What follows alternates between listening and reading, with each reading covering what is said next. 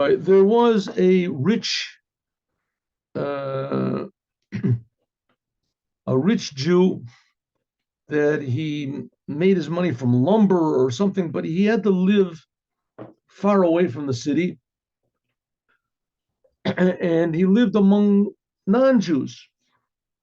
But he was a Jew. He was a religious Jew, and he prayed. He had to pray alone, but he was a religious Jew.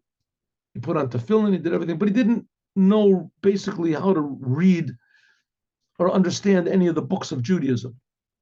But he had received from his father, and he had children. He wanted to educate the children. So he went into town. He looked around, and he found a a young man that would come and teach his children for him. The young man was a poor fellow. He himself had a family, a small family, and he taught his children. He stayed by this fellow in this rich man, and for the holidays he would go back home. That was the agreement that they made. The holidays he would go back home. And so meanwhile, the rich man, who himself was, very unlearned, he sat with his children, and he sat and he learned it. He would teach them all. He was very, very impressed by this young man.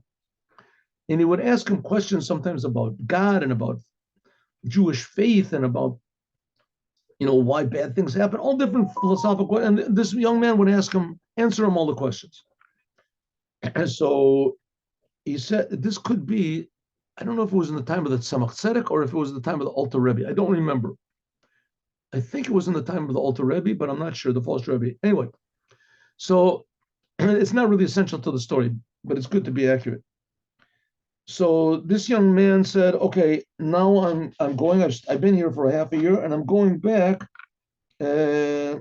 I said, oh, you're going back to your house, home and family? He said, no, I'm going to my Rebbe, my Tishrei. I want to be by my Rebbe. I said, going to your Rebbe? You yourself are a Rebbe. You yourself, there's nobody more intelligent than you. You have a Rebbe? There's somebody above you? He said, oh, yes, I'm nothing compared to my Rebbe. The Rebbe, the Lubavitcher Rebbe, he's the, he's the Moses of our generation. He's the Mashiach of our generation. He says, I can't believe it. So he said, you know what? I would like to go with you. Would you take me with? So he said, yeah, one second. It's a little bit too bright over there. Just one second. Let me see. Let me just turn this brightness down here a little bit. I didn't pull the window down sufficiently. Oh, there we go. Okay. So he said, you're a Rebbe. So he said, oh, no, I'm not a Rebbe. This is so he said, well, can I come with you? I said, sure, of course you can. So he goes with him. He's a Jew. He's a religious Jew, and he tremendously enjoys it. There's all the Chassidim. He's been together with so many people. And also he arranges for him Yechidus. Yechidus, he goes into the Rebbe for a private audience. So he tells the young man tells him he has to prepare himself. So he prepares himself. He doesn't know exactly what to prepare. So he learns a little something. He goes in front of the Rebbe. He's standing in front of the Rebbe, and the Rebbe says, yes.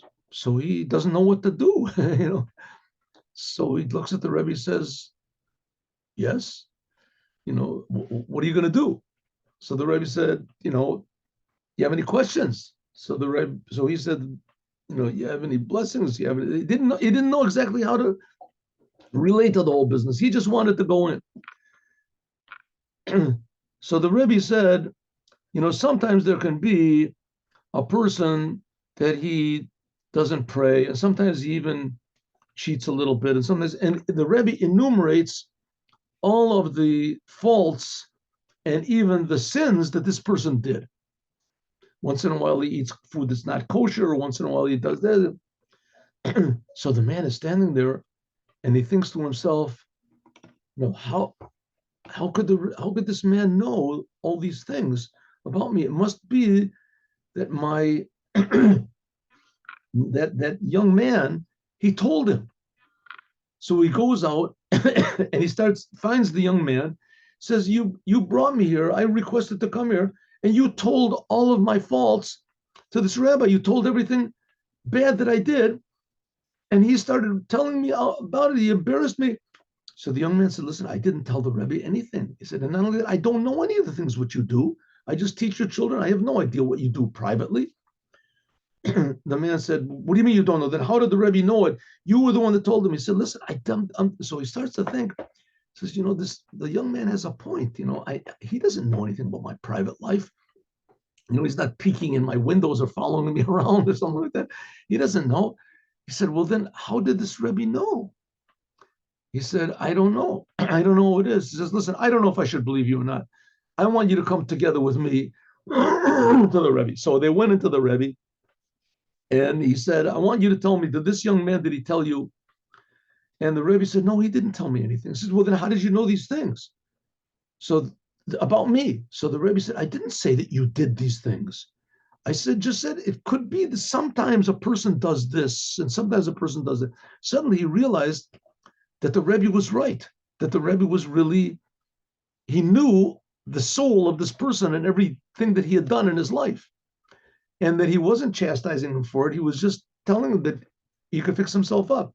And he decided from then on that he was going to be a follower of the Rebbe. He was going to learn Torah and Chassidut, and he became a devoted follower of the Rebbe. I don't remember it says the name of the person.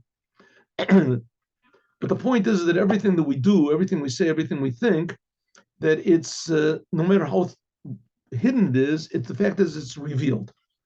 And the reason it's revealed is in order that we should be fixed up, that we should fix up ourselves. Like I think I told you the story about the young man that the previous Rebbe impressed him so much that he went to his boss and he said, I'm not going to work on Shabbat because I want to purify my soul. And his boss said, you don't care if I purify my soul, I'm also a Jew. And he closed his business on Shabbat.